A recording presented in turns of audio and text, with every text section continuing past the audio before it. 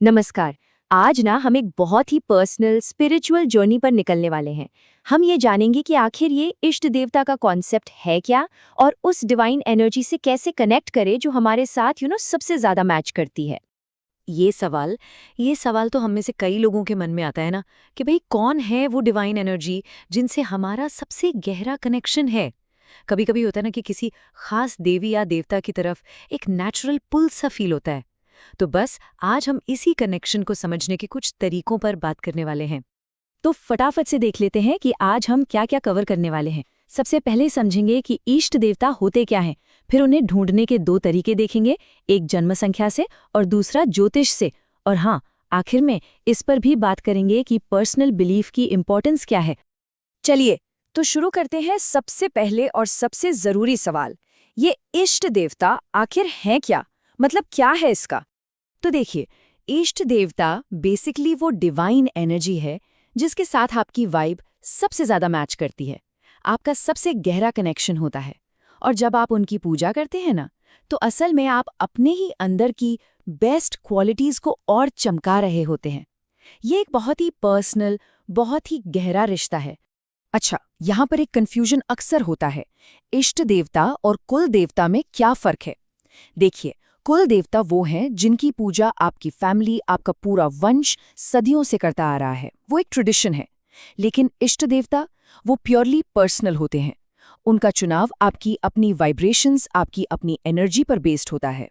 तो सवाल उठता है कि इस कनेक्शन का फायदा क्या है। फायदा ये है कि जब आप अपने इष्ट देव से जुड़ते हैं, उनकी पूजा करते हैं, तो धीरे धीरे उनकी क्वालिटीज आपकी पर्सनैलिटी का हिस्सा बनने लगती हैं। इससे आपकी एनर्जी, आपका ऑरा दोनों ही बढ़ता है। तो चलिए अब आते हैं सबसे इंटरेस्टिंग और सबसे आसान तरीके पर। कैसे पता करें अपने इष्ट देवता को, और वो तरीका है आपकी बर्थ डेट के जरिए। तो शुरुआत करते हैं नंबर 1 से। अगर आपका जन्म किसी भी महीने की 1, 10, 19 या 28 तारीख को हुआ है, तो आपका बर्थ नंबर है 1। आपकी एनर्जी भगवान राम और सूर्य देव से सबसे ज्यादा कनेक्ट करती है। लीडरशिप, कॉन्फिडेंस, ये सब आपकी नेचुरल क्वालिटीज हैं। सूर्य को जल चढ़ाना आपके लिए बहुत बहुत फायदेमंद हो सकता है। अब बात करते हैं नंबर 2 की। जिनका जन्म 2, 11, 20 या 29 तारीख को हुआ है, उनका नंबर है 2। आपकी एनर्जी भगवान शिव और चंद्रमा से जुड़ी है। आप स्वभाव से शांत, केयरिंग हो सकते हैं, लेकिन हाँ, जरूरत पड़ने पर भगवान शिव की तरह आपका रौद्र रूप भी सामने आ सकता है। आगे बढ़ते हैं नंबर 3 पर, यानी वो लोग जिनका जन्म 3, 12, 21 या 30 तारीख को हुआ है। आपकी एनर्जी ज्ञान के देवता बृहस्पति और भगवान विष्णु से कनेक्ट करती है। भगवान कृष्ण के प्लेफुल और वाइज नेचर से आपको एक खास जुड़ाव महसूस हो सकता है। दूसरों को गाइड करना, उनकी मदद करना, ये आपके स्वभाव में है। अब आते हैं नंबर 4 पर, यानी 4, 13, 22 या 31 तारीख को जन्मे लोग। यहाँ आपकी एनर्जी देवी दुर्गा की शक्ति और देवी सरस्वती के ज्ञान दोनों से जुड़ी है। तो यहाँ आपके पास एक चॉइस है। आपको सोचना है कि लाइफ में आपको क्या ज्यादा चाहिए, पावर या नॉलेज, और उसी के हिसाब से अपनी इष्ट देवी को चुनें।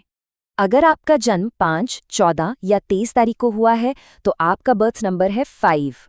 आपकी एनर्जी भगवान कृष्ण और बुध ग्रह से जुड़ी है। जबरदस्त कम्युनिकेशन स्किल्स और बिजनेस सेंस आपकी पहचान हो सकती है। आप प्रॉब्लम्स को चुटकियों में सॉल्व करने वाले हो सकते हैं। नंबर 6, यानी 6, 15 या 24 तारीख को जन्मे लोग। आप शुक्र ग्रह की एनर्जी से इन्फ्लुएंस्ड हैं। आप बहुत सेंसिटिव और सैक्रिफाइसिंग नेचर के हो सकते हैं। आपकी एनर्जी भगवान विष्णु के वामन अवतार और श्री कृष्ण से भी जुड़ती है। अब बारी है नंबर 7 की। जिनका जन्म 7, 16 या 25 को हुआ है, उनकी एनर्जी केतु से जुड़ी होती है।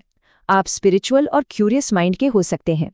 भगवान गणेश आपके रास्ते की सारी रुकावटें दूर कर सकते हैं, इसलिए वो आपके परफेक्ट इष्ट देव हो सकते हैं। नंबर 8, यानी 8, 17 न 26 तारीख को जन्मे लोग। आपकी एनर्जी सीधे सीधे कर्मफलदाता शनि देव से जुड़ी है। आप बहुत ही हार्ड वर्किंग होते हैं। आपके इष्ट देव शनि देव या फिर उनके भी आराध्य भगवान हनुमान हो सकते हैं। और आखिर में बर्थ नंबर 9, यानी 9, 18 या 27 तारीख को जन्मे लोग। आपकी एनर्जी मंगल ग्रह और भगवान हनुमान से जुड़ी है।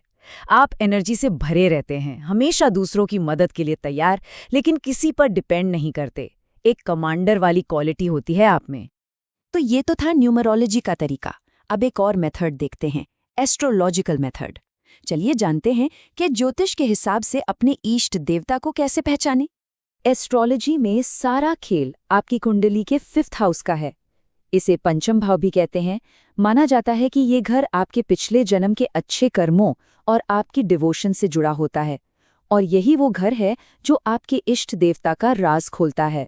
प्रोसेस सुनने में कॉम्प्लिकेटेड लग सकता है, पर है बहुत सिंपल। आपको बस अपनी कुंडली उठानी है, उसमें 5th हाउस ढूंढना है। उस हाउस में जो राशि का नंबर लिखा है, बस ये देखना है कि उस राशि का स्वामी ग्रह मतलब रूलिंग प्लैनेट कौन है। वही ग्रह आपको आपके इष्ट देवता तक ले जाएगा। और ये रही लिस्ट। यहाँ आप देख सकते हैं कि कौन सा ग्रह किस देवता से जुड़ा है।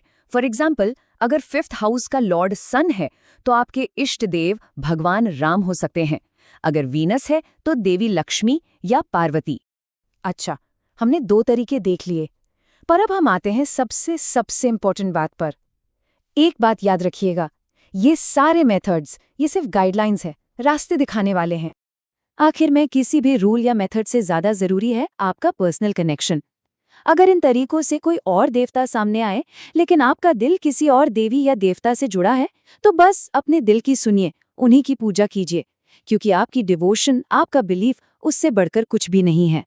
तो आप जब आपके पास ये टूल्स हैं, तो एक पल रुककर सोचिए, वो कौन सी डिवाइन एनर्जी है जिसके साथ आपकी सोल कनेक्ट करती है, जिसके साथ आप सबसे ज्यादा रेजोनेट करते हैं। हो सकता है आपका जवाब ही आपकी स्पिरिचुअल जर्नी का अगला खूबसूरत पड़ाव हो। राधे राधे।